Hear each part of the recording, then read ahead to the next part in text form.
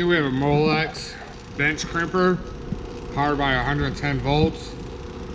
Your on-off switch. Your head. Actuated using a foot pedal. Demonstrate head actuate. See it.